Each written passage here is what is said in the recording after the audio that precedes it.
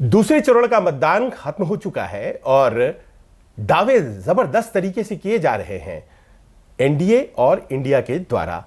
कम मतदान की क्या वजह है, कम मतदान आखिरकार किसके फायदे का सौदा बनता चला जा रहा है और आने वाले 5 चरणों के मतदान पर इसका क्या असर होने वाला है, बातचीत करने के लिए इस वक्त हमारे साथ मौजूद हैं जयराम रमेश। मैं इनको बार बार कांग्रेस का चाणक्य कहता हूं, ये मना करते हैं और इसीलिए आज तो नहीं कहूंगा, लेकिन सर ये बात अपने आप में बहुत महत्वपूर्ण हो जाती है। चाणक्य नहीं हूं आप कहते हैं कि चाणक्य कोई और जय राम, बस आप राम हैं। राम के आसपास की जो राजनीति है वो आप नहीं करते हैं, आप जयराम हैं।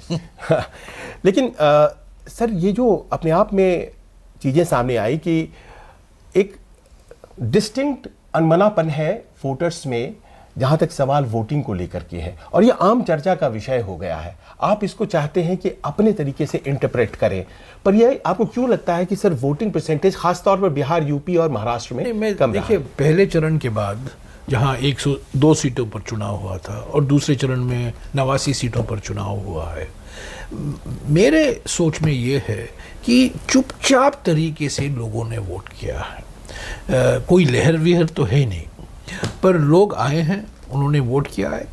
लो टर्नआउट के लिए कई कारण हो सकते हैं, मौसम भी है, गर्मी भी है, वो भी, और शहरी इलाकों में जैसे मिसाल के तौर से बेंगलुरु में हमेशा वोटिंग 50% से कम होता है। पर फिर भी मैं कहूँगा कि हमारा अनुमान है पहले चरण में और दूसरे चरण में अगर आप देखें, बीजेपी दक्षिण भारत में साफ और उत्तर और मध्य भारत में हाफ। राजस्थान, मध्य प्रदेश, महाराष्ट्र में जो हमारा प्रदर्शन हुआ है, और इसका सबूत मैं कहूँगा कि प्रधानमंत्री की भाषा बदल गई है।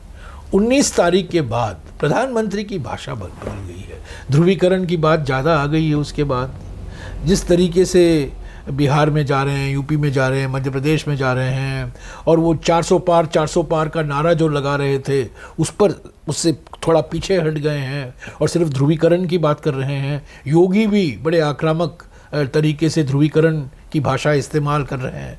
तो ये सब दिखाता है कि कुछ बौखलाए हुए हैं, कुछ परेशानी में है, और वो उनका खुद का अनुमान है जो 2019 में उनका प्रदर्शन था राजस्थान में, महाराष्ट्र में, मध्य प्रदेश में, इस बार वो दोहरा नहीं पाएंगे।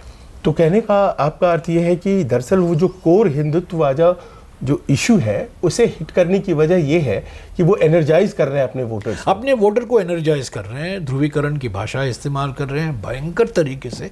हमेशा करते हैं, विधानसभा के चुनाव में किया था, पिछले लोकसभा के चुनाव में भी किया था, पर इस बार जो 19 तारीख के बाद ये बदलाव आया है।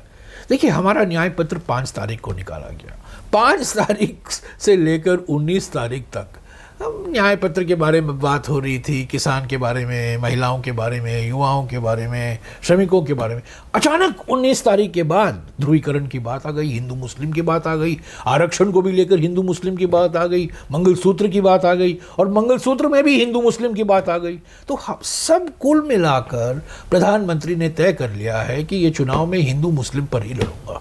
पर ये तो सर आप लोग फोर्सी भी करते होंगे, क्योंकि अमूमन आपका आरोप भी यही भारतीय जनता पार्टी पे रहता है। देखिए, मैं सचमुच में ईमानदारी से कहूँगा आपको कि जब हमने न्याय पत्र निकाला था, ये हमारा एक प्रयास था कि हम इस चुनाव को बेरोजगारी के बारे में, महंगाई के बारे में, आर्थिक विषमताओं के बारे में, हम इन्हीं के आधार पर हम लड़े। असल ये तो हमारा एजेंडा 5 न्याय 25 गारंटी का एजेंडा, भारत जोड़ो यात्रा और भारत जोड़ो न्याय यात्रा का ही नतीजा है ना। तो मुझे आश्चर्य हुआ जिस प्रचंड तरीके से प्रधानमंत्री ने अपनी भाषा बदल दी, बिल्कुल विपरीत भाषा का इस्तेमाल उन्होंने शुरू किया 19 तारीख के बाद। मुझे यही दिखाता है कि एक ही कारण है, मुझे लगता है कि वो थोड़ा परेशानी में है। अभी 400 पार की बात भी नहीं कर रहे। आपने देखा होगा, पहले तो सब लोग को हेगड़े कर्नाटक में कह रहे थे, ज्योति मिर्धा कह रही थी राजस्थान में, यूपी में कई उम्मीदवार कह रहे थे, सबको बोल दिया होगा कि 400 पार का जिक्र मत करो। अभी 400 पार बंद हो गया है। पर ये जो इंटरप्रिटेशन है कांग्रेस और विपक्षी दलों का कि लेस वोटिंग का मतलब एनडीए को नुकसान हो रहा है, लेस वोटिंग तो नहीं, मैं वो वायनाड में भी हुआ है। नहीं, वो मैं नहीं कहूँगा। देखिए, स्टैटिस्टिक्स में कोरिलेशन और कॉजेशन होता है। ये जो चीज़ें चल रही हैं ना, एक कारण इसके लिए है, हम ये नहीं कह सकते, विश्वास के साथ हम नहीं कह सकते। लो टर्नआउट हुआ है, पर ये टर्नआउट के आंकड़े भी बदलते रहते हैं, 3-4% यहाँ वहाँ हो जाता है, बाद में करेक्शन भी आ जाता है। तो मैं इसके आधार पर नहीं कहूँगा। मेरा विश्वास कहाँ से आता है? मेरा विश्वास टर्नआउट से नहीं आता है, मेरा विश्वास आ रहा है हमारे संगठन के उत्साह से, मेरा उत्साह आ रहा है जो बूथ लेवल में हमारी मौजूदगी है, मेरा उत्साह आ रहा है जो लोग बोल रहे हैं, जो अलग अलग समाज के अलग वर्ग बोल रहे हैं, जो हमारे साथ 2019 में नहीं थे।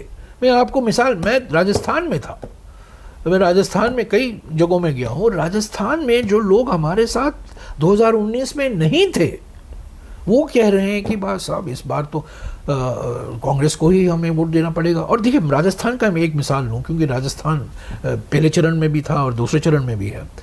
राजस्थान में 2023 के विधानसभा चुनाव में 1,66,00,000 राजस्थानियों ने बीजेपी को वोट दिया। 1,66,00,000। 1,57,00,000 कांग्रेस को वोट दिया, यानी कि मात्र 9 लाख वोटों का डिफरेंस था। तो वो कांटे का टक्कर था। राजस्थान में हमारी सरकार नहीं बनी, हमें बहुमत नहीं मिला, 100 सीट हम छू नहीं पाए, हम 70 पर रुक गए। पर वोट के आधार पर अगर आप देखें, सिर्फ 9 लाख वोट फर्क था बीजेपी और कांग्रेस में। और इस बार क्या हो रहा है राजस्थान में, मैंने देखा है, लोग कह रहे हैं यार 3 महीने से हमारी सरकार है, जो आपकी जन कल्याण योजनाएं थी वो बंद हो गए हैं, यहाँ एक ही जाति के लोग हुकूमत कर रहे हैं। तो थोड़ा कंसोलिडेशन भी मुझे दिखाई दे रहा है। महाराष्ट्र में मैं गया था, विदर्भा में गया था, विदर्भा में भी यही हाल है।